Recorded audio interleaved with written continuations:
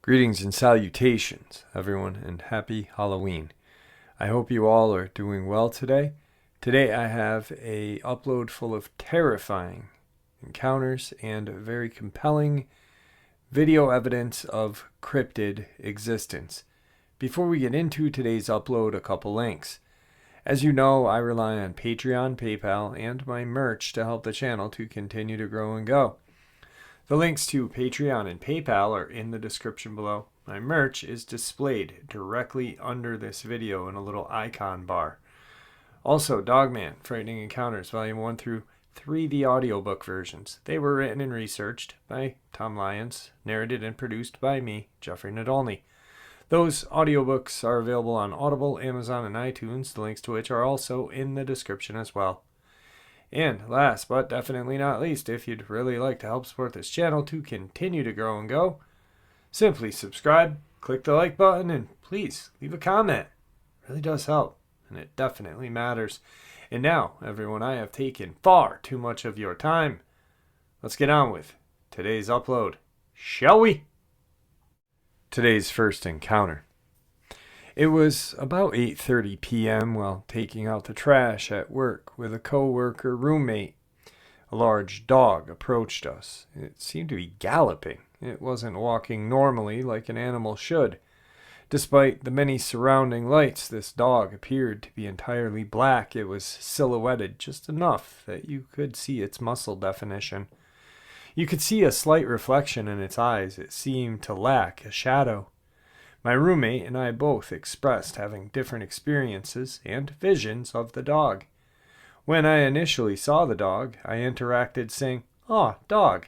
In excitement for me, it proceeded to sit entirely still on the cement, staring like a statue.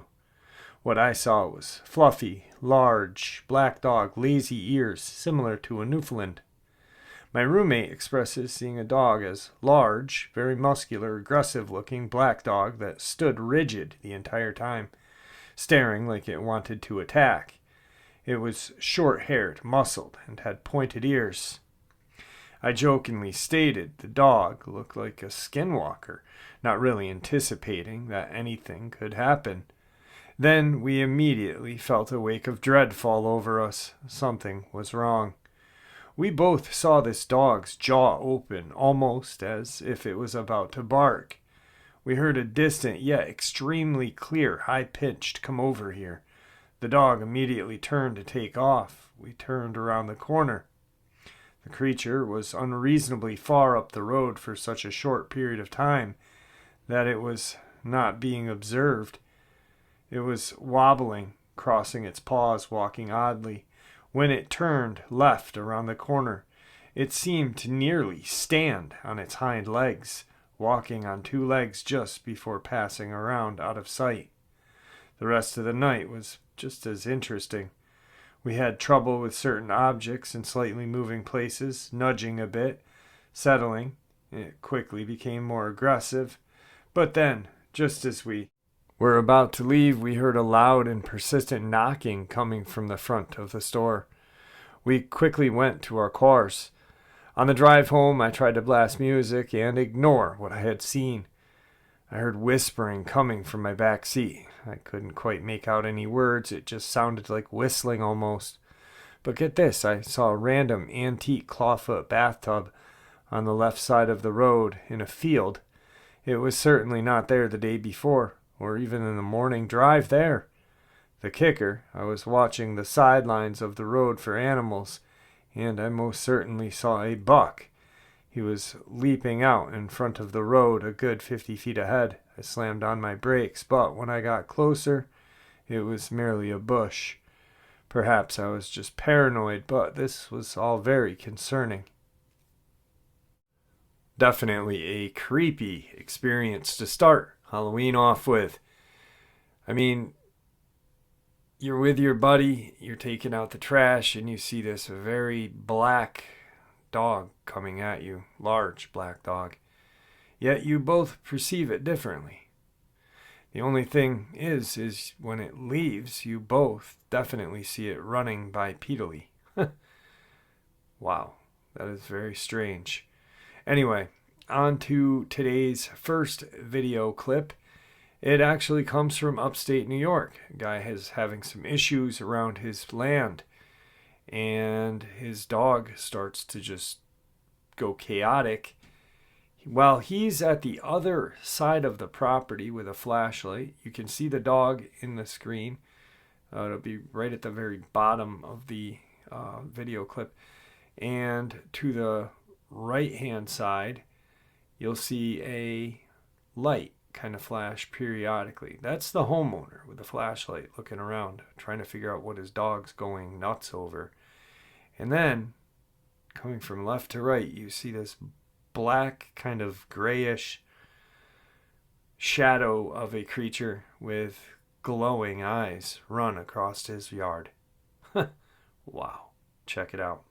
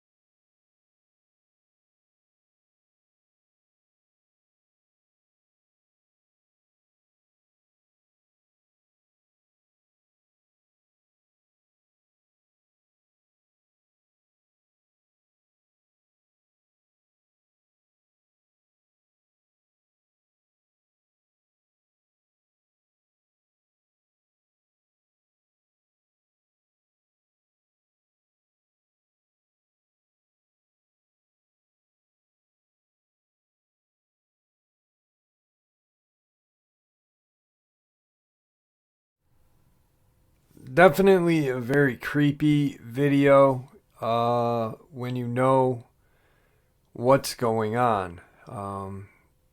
You may see the light on the ground on the right and be like, what's that? But when you know that's the homeowner looking around and you can see the dog, it looks like a Jack Russell, kind of on the deck or whatever, looking out. And then you see this bipedal thing with glowing eyes run towards where the homeowner is. Yet he does not see him. He's almost running along the wood line. So it's very, very creepy. On to tonight's second encounter. My family recently bought a beautiful but overgrown piece of land in British Columbia, Canada. It's a wonderful place. My dad is frustrated with the amount of work we will have to do to live comfortably on our land, but I personally love this little pocket of untouched nature. I thought it was strange that the previous owners seemed to be in a rush to sell this land. I chalked it up to uneven ground and the abundance of plants. My family brought their trailer to the land and were staying in it, while I set up a tent nearby since there wasn't enough room for me. Soon after we started staying there, my dad and I were comfortably sitting around our fire pit stargazing and listening to the sounds of the land, when we started to hear the shrieks of something that was certainly inhuman, but also unlike any animal either of us had ever heard. It was a shrill yet guttural growl that was extremely drawn out and loud. My first guess was that a bear or a cougar had gotten cornered, but listening more closely quickly crushed that assumption. I started to distinguish a growl of a bear, but was not the source of the strange shriek. It soon started to sound like this bear was cornering something, and the threatened creature was trying to make the last-ditch escape while screaming in pain. Now I know you're probably thinking, it must have been a cougar or something, but I've heard cougar in a fight before, and this was not a cougar. Its shrieks and howls sounded almost demonic. Soon after the noises stopped, my dad and I both decided it'd be best to head to bed. While lying in my tent, I started to hear that unmistakable sound of a large creature roaming around our site. After approaching, I heard it settle into place, almost like it was sitting down and getting comfortable. I started to worry that unidentifiable creature from earlier was stalking me, till I worked up the courage to peek out of my tent's window. In the spot I heard the creature approach, I saw not a horrifying monstrosity, but a beautiful black bear.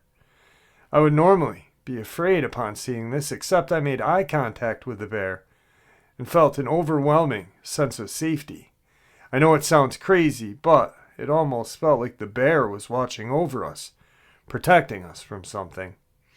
Soon after noticing the bear, I heard this blood-curdling screech of an unidentifiable creature getting much closer. When the bear heard this, it tensed up, brought itself to its feet, and began to growl menacingly. Only a moment after the bear began to growl, I heard a much larger creature than the bear run in the opposite direction. I swung my head to see where the noise was coming from, and got a glance of an incredibly large, dog-like animal. I didn't get a good look at it. I remember seeing long arms, and its legs ending in kind of feet with claws. It was also covered in very dark fur with a blood-like substance on it, implying that it had been injured recently. When I saw this, my breath was caught in my throat, and I could not force myself to look away.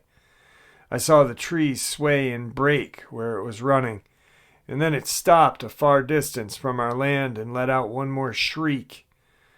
The few birds that were awake in the area flew in fear, and I shuddered. I looked back to the bear, and it was once again sitting, looking at me, with this kind of protective look in its eyes. I've never been more grateful to have a bear living nearby, and I no longer fear them, but respect them. Man, that story reminds me of Captain.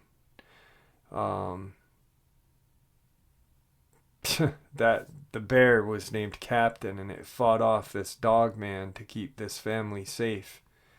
Truly, truly an amazing kind of relationship between human and bear. Very interesting. Anyway, the next video is what I believe to be a feral person.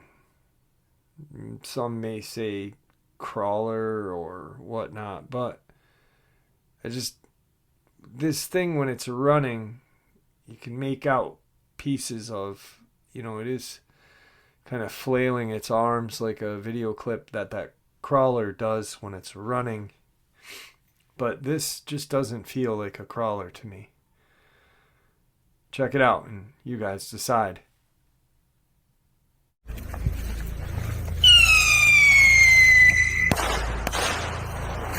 That's pretty cool, man. I wanted it to go up in the air, man. But it's still cool. Yeah. But... Yeah.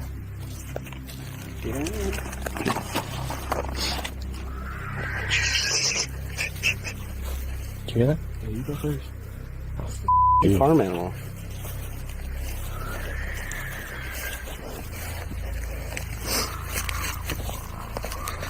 I don't like this. Good luck, good luck. What do you think it is? Come slash off a little bit. I've heard this one say it.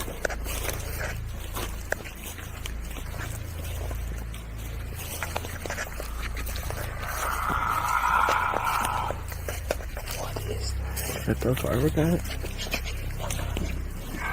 It's just what it is. What the hell, man? You ready to go first? Go for it.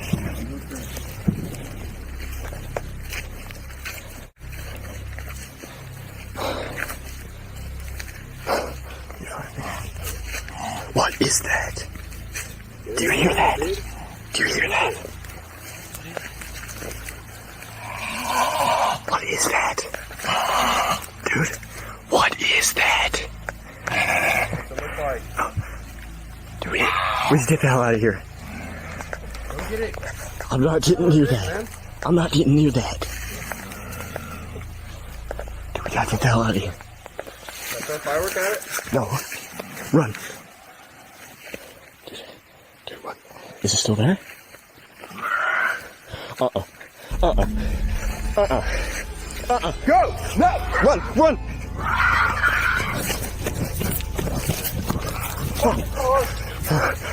We got his car. What the f***? Dude, come on! What the hell? What the hell?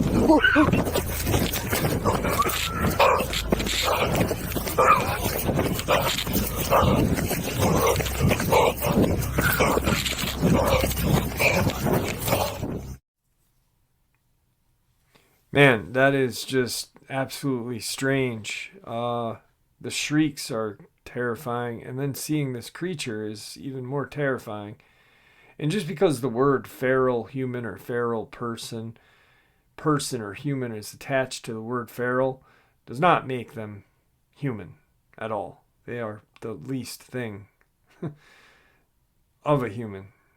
I don't care what anyone says. I don't think they are human. I think they are a cryptid, and I think they're dangerous. So, anyway, on to today's third experience. So, my family has owned this land in Georgia since the 80s, and my dad and his family take vacations up there. It's completely secluded from any form of city or other life. You have to drive at least 2 miles on a gravel road to reach another house. Tight, narrow woods all around. A few more houses have sprung up since my childhood and made it less scary to stay there. Anyway, this entire experience starts from all the way back to my dad staying there. The place was a simple trailer across the gravel road led straight to the top of the mountain the trailer was on. My dad would go up there a lot and just sit. He told me an experience one time when he was sitting up there, when he was a teenager, and he heard heavy crackling, something that sounded identical to a human. But remember, this is far away from any other houses or civilization at that. This was basically my family's land. He said the first crackling came from behind him. The next thing, it was in front of him. He said he had stood up and screamed, "Get the F out of here." And he said the footsteps disappeared. He didn't hear anything walk off. The footsteps that sounded right behind him and in front had just vanished. They were gone. He sprinted home and was terrified to go back into the woods that day. Now it's my turn to go up the mountain. My dad didn't share his experience with me until after this. I'm with my buddy, and Netflix had just added the download movies to watch later thing on their app, but the trailer has zero service at all. My dad says, maybe you can walk to the top, and because there are less trees, maybe you'll get good enough reception. We end up climbing to the top, and the same thing that happened to my dad starts happening. First, footsteps that sound heavy behind us and then in front of us. But then it starts to sound like we are being surrounded. We're terrified. Then we hear turkey gobbles far away, which, in retrospect, was wild because footsteps sounded closer and heavier than a turkey. And so our nerves are eased just for a second because us teenagers could take on a flock of turkeys, right? But then what sounded like right in front of the trees, we heard something sound like my dad, almost. But it was a bit different. It was nasally somehow. I didn't have time to really process that it was my dad's voice at the moment. I was just thinking somebody said, hey, in front of us. And rural Georgia, after hearing surrounding footsteps all around us, we booked it down the hill and back to the trailer, not really telling if the footsteps were following us or not. It was truly a fight or flight situation. It wasn't until we got back that my friend said, did you hear the voice? didn't it sound like your dad a bit? My mind was racing. I ran inside the trailer to see if my dad was inside, and sure enough he was. I asked him if he went to the top of the mountain, and he did not. Thinking better, it made no sense for the voice to come from in front of us, since my dad would only be behind us. I told him what we had heard, and that's when he told me his experience of what happened to him when he was a teenager. He didn't know anything about cryptids at the time, but I had the internet and always wondered what I heard. Another experience from the same place. The living room is basically surrounded by windows. I always hated it because we didn't have blinds or curtains at all. And I always got the sense that something or someone was watching me at one point or another. Side note, I always hated going here. It creeped me out. I was generally terrified. I never wanted to go when I was a kid. Continuing, one night as a kid I saw the shadow in the blinds of something probably just slightly shorter than the entire trailer walking outside on two legs. It was very skinny in some parts. My parents made me sleep in the living room on a sofa a lot. On the outside of the house there were lights, which were always turned on, and we had our own orange street lamp. The vision of it walking from in front of me to literally right behind me. The only thing separating me from it was a window that the couch was against. I was frozen with fear. It's literally something you never want to experience again. It's trauma-inducing. Your heart races. Every hair on your body stands on end, not knowing whether you should just close your eyes and wait to die, or stare and just hope it goes away. It ended up walking past the window and didn't come back into my view, thankfully. It just walked past the two windows with curtains. I could have died that night. I have a relatively small experience that just one time while we were fishing near the creek near our place, we had various rocks and sticks thrown at us, but we brushed it off as falling limbs and stuff rolling down the hill. But now I'm wondering if it's something more. And today's final video clip is one that I've seen people post, and I'm not really sure. I saw one channel claim that it was a Dogman. Another claimed that it was probably a crawler of some sorts. But to me, I think maybe it's a feral person. They say, the girls that take the video say, what is she doing? And how it's digging is just absolutely insane. And to dig a hole that large with your bare hands, you have to have some strength behind you. And, well, you guys decide. Oscillating multi-tool features patented to detect oscillation technology, which combines speed and control all in one tool. It's the only oscillating tool. That looks like she's digging with her hands. Digging for what? Digging with her hands. What does it? What is that? Is not an option. Watch the CMG Music Awards. What are you doing? Now I shine like a diamond in the most awarded minivan of the year. Looking good.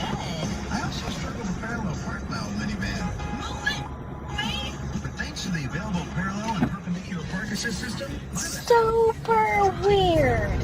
Freshly dug hole. Oscillating multi-tool features patented to detect oscillation technology, which combines speed and control all in one tool. It's the only oscillating tool. That looks like she's digging with her hands. Digging for what?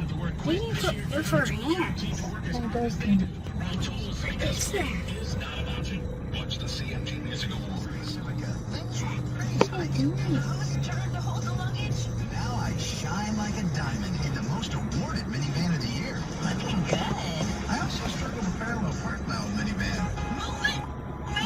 But thanks to the available parallel and perpendicular park assist system, Super weird. Freshly dug hole. I'm not even going to guess what that thing is. It's definitely chilling. And even if it isn't a Dogman, some sort of crawler, cryptid, feral person, even if it's just some meth head, crackhead, whatever, it's terrifying. Because that's absolutely insane. That hole that they dug. I mean, come on now. Wow. All right, on to tonight's final experience. About a month ago, I had moved to my somewhat bustling city of Rome, Georgia, to a somewhat quiet area of Grant, Alabama, to be with my newlywed wife. Grant is located a little way away from Guntersville in a mountainous area. I really don't know how to describe it, but we're in the mountains a little. Anyway, a few days ago, I'm heading over to my sister-in-law's friend's house. Let's call him Dave. Dave allowed me to come over and go fishing at the pond on his property, so I went, loaded up my fishing pole, and went. When I got there, only my sister-in-law was there, but told me that she and her husband were about to leave for a little bit, and I could stay as long as I wanted. So I started to make my way down to the pond. It's practically surrounded by woods. The path to get to the pond is not surrounded by woods. You can see the pond clearly from Dave's back porch, so I really wasn't afraid to walk down there alone. I get to the pond and start doing my thing, trying to catch some fish. My wife has a dog named Mistletoe, and my sister-in-law opened up to take care of him. So I'm sitting there on the bank of the pond fishing and petting Mistletoe when I start to get a sort of uneasy feeling. The sun had just disappeared below the treetops, and it's starting to get a little dark. While sitting on the bank, the uneasy feeling turned into a feeling of being watched. I couldn't shake that feeling. I turned and looked toward the tree line and didn't see anything, so I tried to calm myself down a little, just to try to enjoy myself. That's when Mistletoe starts to growl. It was a low growl that just tipped the balance from me feeling somewhat okay to, yep, I'm in danger. I look across the pond to see two solid yellow eyes that are glowing, like actually glowing, not just shining the sun's reflection. Mistletoe just goes off and starts raising Cain, just going absolutely berserk. This figure stood up and started walking toward me on its hind legs. It looked like a coyote almost, but much bigger and able to walk like a human. It started to go around the right side of the pond, leaving the path to the house open to the left, so I saw an opportunity to escape, and I took it. I sprinted up toward the hill, back to the house. When I got to the house, I went inside and locked the doors and windows and stayed there for a bit.